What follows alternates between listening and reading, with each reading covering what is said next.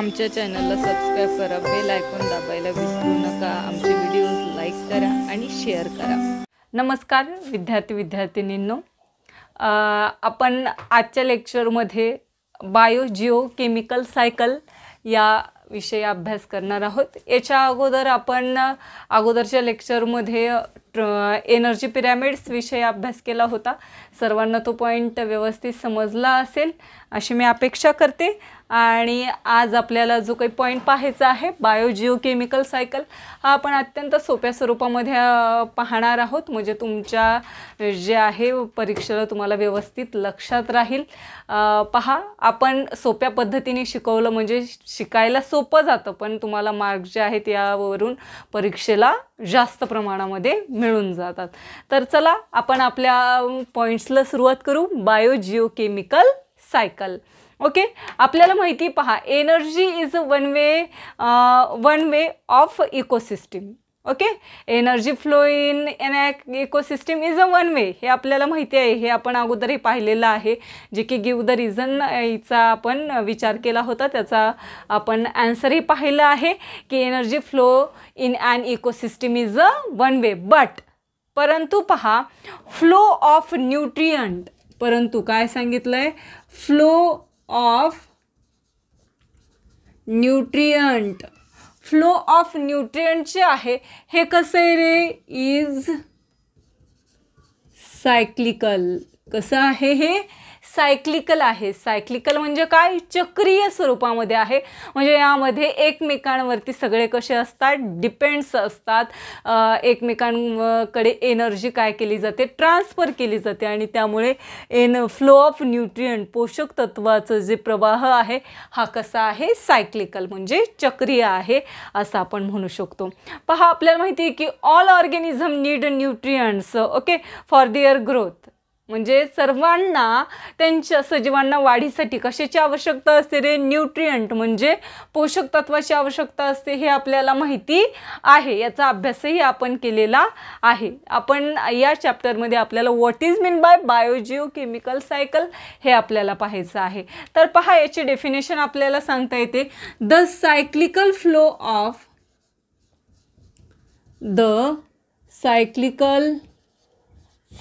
of within an ecosystem of nutrient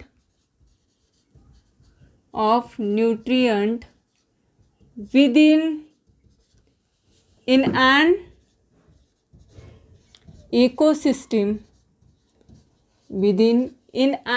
ecosystem is called as biogeochemical cycle. Is called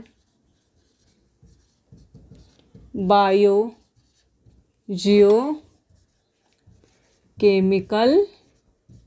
cycle.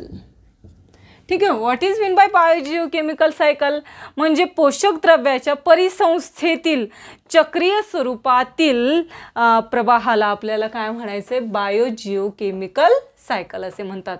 The cyclical flow of nutrient within in an ecosystem is called as biogeochemical cycle. मग या बायोजिओकेमिकल सायकलची तुम्हाला साईडला diagram दिलेली आहे. यामध्ये तुम्हाला हायड्रोस्फिअर, ॲटमॉस्फिअरिक interaction म्हणजे हायड्रोस्फिअरचं आणि ॲटमॉस्फिअरचं काय असतं इंटरॅक्शन आपल्याला दाखवता येतं. हायड्रोस्फिअर म्हणजे जलावरण आणि वातावरणाचं इंटरॅक्शन. देन सेकंड ह्याच्यामध्ये ॲटमॉस्फिअर आणि एन्व्हायरमेंटचं इंटरॅक्शन म्हणजे वातावरण आणि पर्यावरण यांचं इंटरॅक्शन दिसून येतं. आणि देन आपल्याला काय दिसून येतं, conservation of lithosphere into a rock soil म्हणजे लिथोस्फिअरचं जे काही शिलावरण आहे याचं रूपांतर जे आहे हे कशामध्ये झालेलं, into a rock soil म्हणजे खडकामध्ये झाले, खडकातून मातीमध्ये झालेलं आपल्याला दिसून येतं. आणि ह्या सगळ्या ज्या क्रिया आहेत या कशामध्ये घडून येतात रे, इन टू द बायोस्फिअर. ह्या सगळ्या क्रिया ज्या आहेत, या सगळ्या प्रोसेस ज्या आहेत या कुठे घडून येतात, इन द बायोस्फिअर म्हणजे जीवावरणामध्ये घडून येत असतात. आपल्याला माहिती आहे कशाला, हायड्रोस्फिअर, ॲटमॉस्फिअर, लिथोस्फिअर या सगळ्यांना काय म्हटलं जातं, बायोस्फिअर. आपण हे 6वीला शिकलेलो आहोत, सर्वांच्या लक्षात असेल. मग पहा, आपल्याला जे काही कशाचा अभ्यास करायचा आहे, the various we study the various components in ecosystem, these are transfer from abiotic to biotic factors and biotic to abiotic factors within an ecosystem. पहा, जे काही आपल्याला न्यूट्रिएंट जे आहेत हे कशासाठी नेसेसरी आहेत रे? For the growth of organism. हे आपल्याला माहिती आहे, nutrients are necessary for the growth of organisms, but they are transfer from, हे कसे ट्रान्सफर केले जातात? Biotic factor to abiotic factor and again abiotic factor to biotic factor in an ecosystem. यामध्ये काय चालू राहते? ही आंतरक्रिया सुरू राहत असते. ओके, देन पहा, धिस इको सायकल ऑपरेट, ही जी काही सायकल आहे biotic to abiotic and abiotic to the again biotic factors, ही जी सायकल आहे ही कंटिन्युअसली ऑपरेट जी आहे कशामध्ये केली जाते रे? Through a medium of biosphere. Through the medium of biosphere. कशामधून? जीवावरणामधून ही ऑपरेट केली जाते. Form by lithosphere, hydrosphere, atmosphere. Okay, आणि ही जी काही कशापासून तयार होते ही cycle? Hydrosphere, lithosphere and atmosphere. हे आपल्याला माहिती आहे, बायोस्फिअरमध्ये या 3 घटकांचा समावेश केला जातो. द रिसायकलिंग, पहा, the recycling of a biological, geographical and chemical source of a nutrient in this process. या प्रक्रियेमध्ये कशाचा समावेश केला जातो रे? बायोलॉजिकल. कशाचा समावेश केला जातो या सायकलमध्ये? बायोलॉजिकल. देन आणखी कशाचा? जिओलॉजिकल. देन आणखी कशाचा केला जातो? Chemical source. Chemical source of nutrient. कशा? Source of nutrient.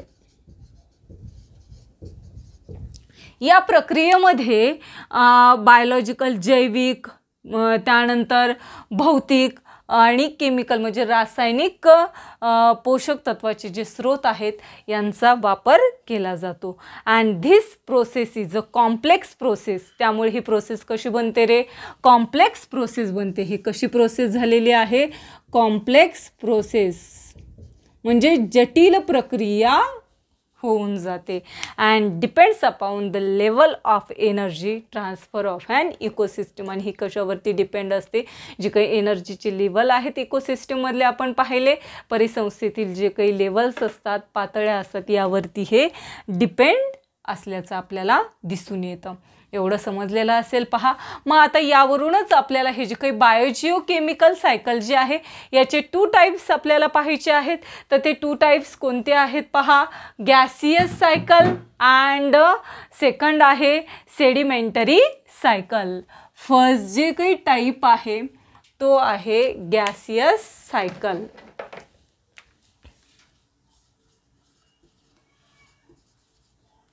Gaseous cycle. And second जो टाईप आहे तो आहे सेडिमेंटरी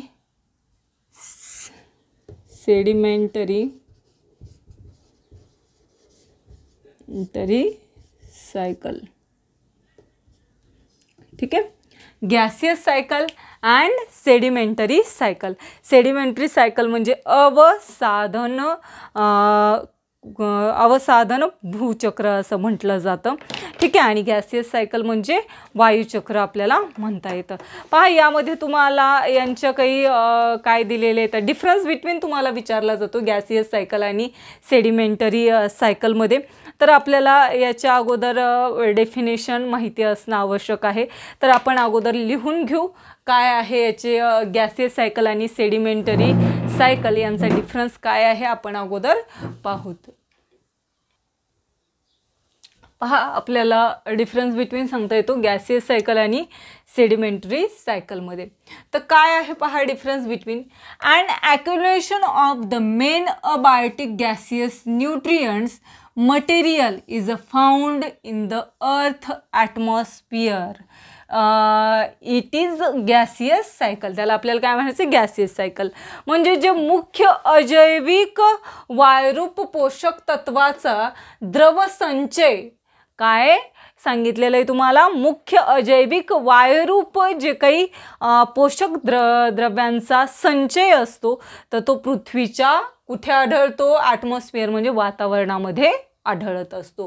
त्यामुळेच पहा फर्स्ट पॉईंट आपल्याला सांगता येतो, and ॲक्युम्युलेशन of the main abiotic gases nutrient material in found in the earth atmosphere.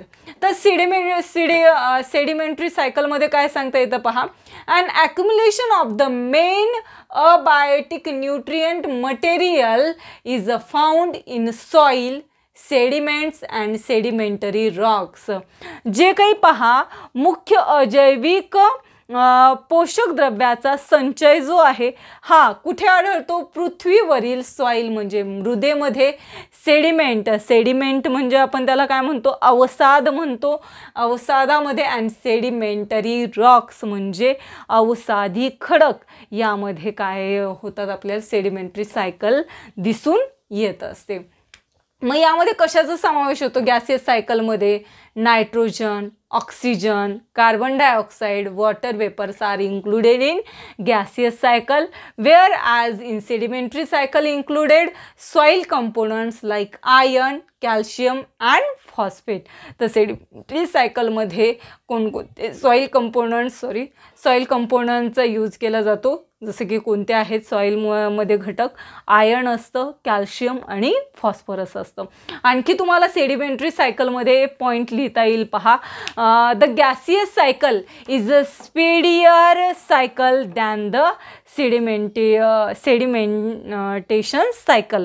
अवसादन चक्रापेक्षा वायुचक्राची गती ही कशी असते रे, जास्त वेगाने असते. आलंय लक्षात, काय सांगता येईल आपल्याला, the gaseous cycle is a speedier cycle than a sedimentary cycle. For example याच्यामध्ये जर आपल्याला एक्झाम्पल सांगायचं झालं तर काय, कार्बन डायऑक्साईड सर्वांना माहिती आहे, carbon dioxide is accumulated in an area. जर एखाद्या एरियामध्ये कार्बन डायऑक्साईड जमा झालेला असेल, इट क्विकली डिसॅपियर्ड, तर हा लगेच काय होतो, डिसॅपियर्ड होऊन जातो म्हणजे नाहीसा होऊन जातो, within a wind and absorb by the plant. मग हा कशामुळे कार्बन डायऑक्साईड डिसॅपियर होतो, विदिन अ वाइंड म्हणजे वारा आल्यामुळे तो डिसॅपियर होऊन जातो, किंवा काय करतात, ॲब्झॉर्ब बाय द प्लांट किंवा वनस्पतीने त्याचं श्वसन केल्यामुळे हे प्रदूषण जे आहे कार्बन डायऑक्साईडचं आहे हा काय होऊन जातो, डिसॅपियर होऊन जातो. हे काय त्याचं एक्झाम्पल आपल्याला सांगता येतं. म्हणजेच काय सांगता येत, gaseous cycle is a speedier than the sedimentary cycle. Okay, आलंय लक्षात. देन पहा, climatic change, human activities seriously affect in a speed, intensity and equilibrium of this cycle. हे लक्षात ठेवायचे. पहा काय काय सांगितलेले आहे तुम्हाला, climate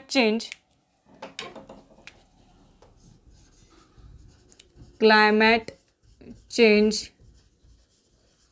human activities,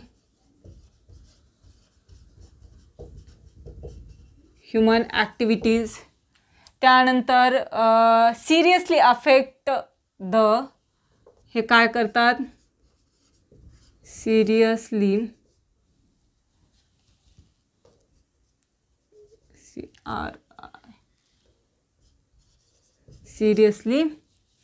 affect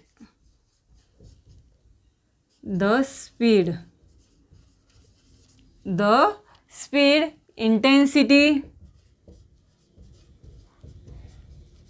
intensity and equilibrium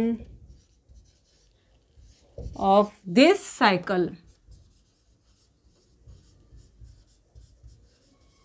पहा ह्या जे काही सायकल्स आहेत म्हणजे चक्र जे आहे बायोजिओकेमिकल सायकल, तर याच्या स्पीडवरती म्हणजे वेगावरती, इंटेन्सिटी त्याच्या क्षमतेवरती, तीव्रतेवरती, आणि इक्विलिब्रियम म्हणजे त्यांचं काय, अनुकूलन, यावरती कोण परिणाम करत असतात रे, क्लायमेट चेंज म्हणजे वातावरणाचा बदल, वातावरणीय बदल, आणि ह्युमन ॲक्टिव्हिटीज म्हणजे मानवी कृती ज्या आहेत, यामुळे त्या सायकलमधील त्या सायकलच्या स्पीड, इंटेन्सिटी आणि इक्विलिब्रियमवरती काय होतो, अफेक्ट म्हणजे परिणाम घडून येतो.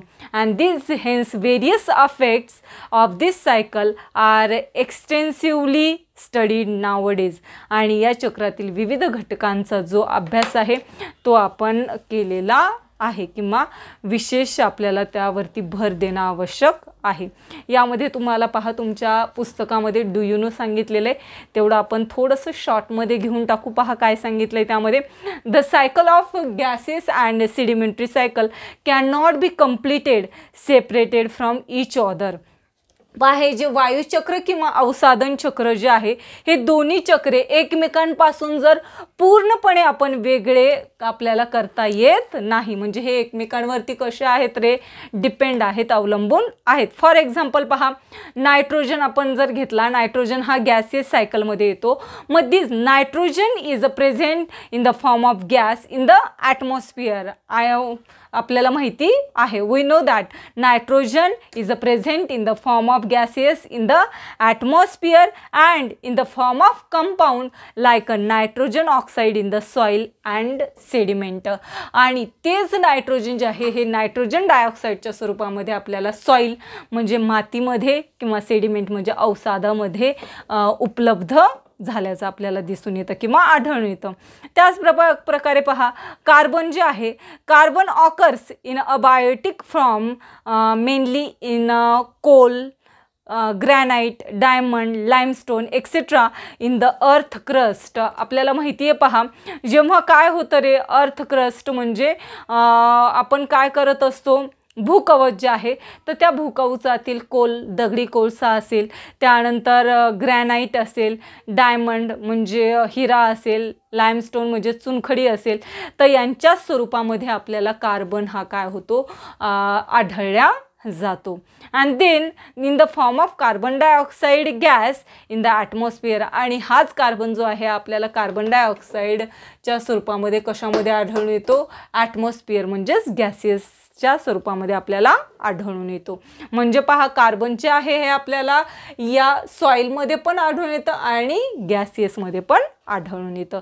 हे काय त्यांच्यामधलं रिलेशन आपल्याला दिसून येतं.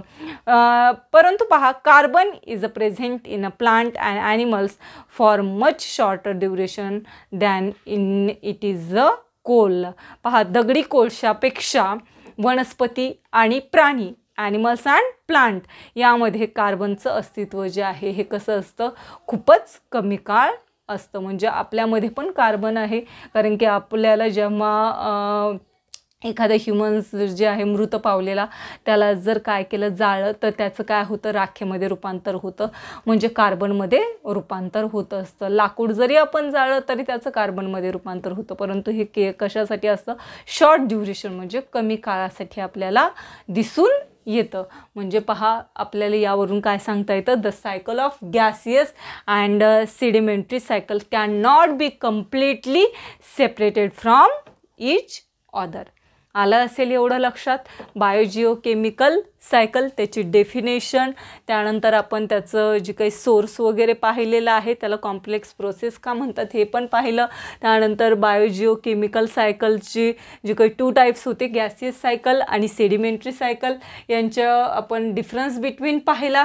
त्यानंतर त्यावरती कशाचं काय परिणाम होतो, अफेक्ट कशाचा होतो हेही आपण पाहिलेलं आहे. यावरती तुम्हाला शॉर्ट नोट विचारली जाते किंवा गिव द रिझन ही विचारलं जातं. काय, the flow of nutrient is a cyclical, यावरती तुम्हाला गिव द रिझन विचारलं जातं. तेव्हा तुम्हाला ही डेफिनेशन लिहिणं आवश्यक आहे. त्यानंतर आपण जे काही बायोटिक आणि अबायोटिक म्हणजेच जे न्यूट्रिएंट्स असतात हे कशासाठी आवश्यक आहेत हे आपण पाहिलं. Nutrients is necessary for the living organism for their growth and they are transfer from biotic factor to abiotic factor and abiotic factor to biotic factors. हे पण पॉईंट लिहिणं आवश्यक आहे. ओके, हे जे आहे हे आपण याचं आन्सर अशा प्रकारे लिहू शकतो. आपण या ठिकाणीच आज थांबूत. हा पॉईंट तुम्हाला समजला असेल तर उद्या आपल्याला द कार्बन सायकल या पॉईंटविषयी अभ्यास करायचा आहे. सर्वांनी व्यवस्थित अभ्यास करा.